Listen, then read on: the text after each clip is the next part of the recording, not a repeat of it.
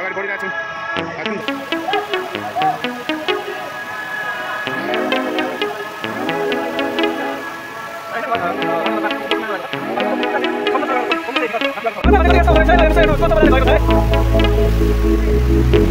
Hello good morning everyone. आज चाहिँ next day हामी हिजो चिचिलिङ पोखरी औँसी डाँडा हुँदै तल हामी यो फेदापकै पुल्डुङ भन्ने ठाउँमा आएर बास बस्यौँ र अहिले चाहिँ हामी यो पुल्डुङ भन्ने ठाउँबाट फेरि हामी हात्रुङ झर्नातर्फ जाँदैछौँ। यो पारी देख्दै गरेको दृश्य यो औँसी डाँडाकै सेरो हो। बाटो एकदमै असहज र हामी हिँड्नुपर्ने थियो करिब 25 देखि 30 किलोमिटर। सबै बाटो यस्तै कच्ची, तर पनि हामी बिस्तारै लाग्यौँ अगाडितर्फ, किनकि त्यहाँ पुग्नु नै थियो। अहिले चाहिँ हामी अलिकति कन्फ्युज भएर लगभग 4-5 किलोमिटर पर गइहालेछ र यो सम्धो भन्ने ठाउँमा फेरि फर्केर आयो। र हात्रुङ झर्ना चाहिँ यहाँबाट लगभग आधी घन्टाको डिस्टेन्स छ। अनि यो सम्धो भन्ने ठाउँमा एकदमै राम्रो गार्डन भएको एउटा घर रहेछ। थोरै भिडियो खिच्न मन लाग्यो। फेरि हाइवेबाट अलिकति हामी भित्र छिर्नु पर्ने थियो, लगभग 10 देखि 15 किलोमिटर। यो झन् एकदमै अप्ठ्यारो बाटो, तर पनि हामी रुकेनौँ, हामी लाग्यौँ अझै अगाडि र हामी छौँ अहिले सम्धोमा। र सम्धोबाट केही भित्री गाउँतिर गइसके पछाडि हामी पुग्नेछौँ झरना। खतरा बाटो है, यसरी दुईजना हिँड्न पनि मिलिरहेको छैन बाइकमा। बाइकलाई एकदम गाह्रो र पनि यस्तो दुःखको बावजुद पनि हामी अगाडि बढिरहेछौँ हात्रुङ झर्नाको लागि।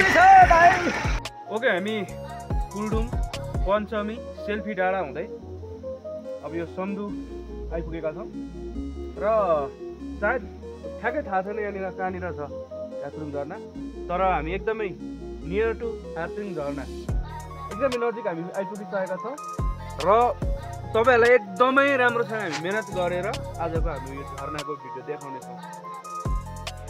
शरीरमा थकान अवश्य थियो, किनकि हामी 2 घन्टासम्म अफ रोडिङको यात्रामा थियौँ। तर जब हामीले झरना देख्यौँ, ओहो एकदमै आनन्द, हाम्रो मुहारमा मुस्कान छायो। टाढाबाट हेर्दा झरनामा पानी अलिक कम हो कि जस्तो देखिन्थ्यो, तर जब हामी जति नजिक जान थाल्यौँ, झरना त्यति नै सुन्दर देखिन थाल्यो। केही थोरै इन्फर्मेटिभ कुरा पनि हामीले भन्नै पर्छ यहाँ आइसकेपछि, र इन्फर्मेसन, यो जानकारी चाहिँ तपाईँहरूको लागि है त। ल अब चाहिँ हामी झर्नाको एकदमै नजिक आइपुगिसकेको छौँ। यहाँबाट लगभग 50 मिटरको दूरीमा, अझै नजिक 25 मिटरको दूरीमा हामी यो पुलमा पुग्छौँ। त्यस पछाडि हाम्रो झर्ना हुन्छ। यहाँ धेरैजना पर्यटक पनि हुनुहुन्छ र अहिले चाहिँ मैले तपाईँहरूलाई यो झर्नाको विषयमा केही आधिकारिक विवरणहरू म भन्न लागिरहेको छु। यो झर्ना चाहिँ नेपाल प्रदेश नम्बर 1 तेह्रथुम जिल्लामा पर्दछ र यो फेदाप गाउँपालिका वडा नम्बर 4 साडु वडा नम्बर 5 सिसिबीको सिमानामा रहेको छ। यसको उचाइ चाहिँ समुद्र सतहबाट करिब 1500 मिटर माथि रहेको छ भने झर्नाको उचाइ चाहिँ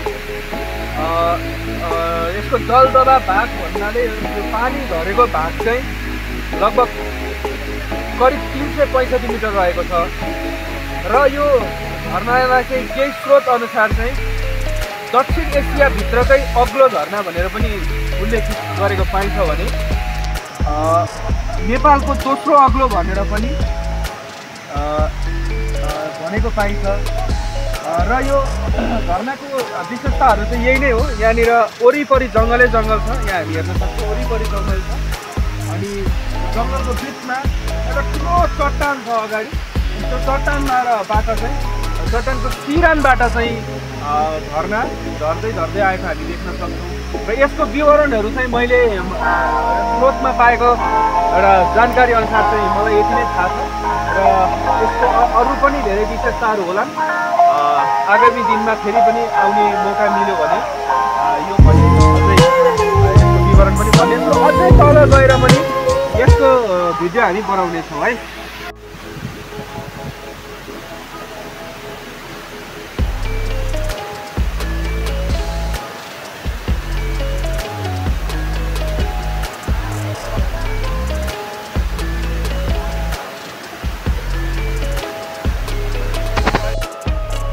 जब हामी झरनाको फेदैमा पुग्यौँ तब केही रमाइलो पिक्चरहरू हामीले लियौँ।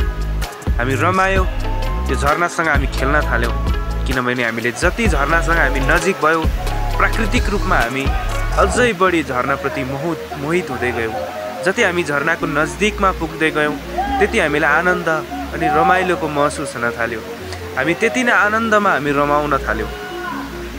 झरना भनेको चाहिँ यस्तो हुँदो रहेछ है। ल हेर्नुहोस् है, हेर्नुहोस् कस्तो मजाले झरेको छ है। यति रमाइलो गरिसकेपछि चाहिँ एउटा कुरा के थाहा भयो भने टाढाबाट हेर्दाखेरि झरना त्यति खास होइन रहेछ। तर अब हामी जब झरनासँग गएर खेल्न थाल्छौँ, यसलाई प्राकृतिक रूपमा हामी महसुस गर्न थाल्छौँ, तब मात्रै हामीलाई थाहा हुँदो रहेछ कि यो झरनाले हामीलाई कति सन्तुष्टि दिन्छ, प्रकृतिले हामीलाई कति सन्तुष्टि दिन्छ भन्ने कुरा।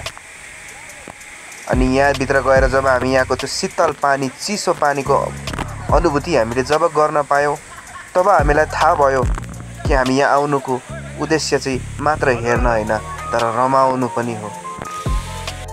यति भन्दै आजको यो भिडियो चाहिँ म यहीँ सक्दैछु है त। तपाईँहरू सबैजनालाई धन्यवाद यो भिडियो पुरा हेरिदिनु भयो।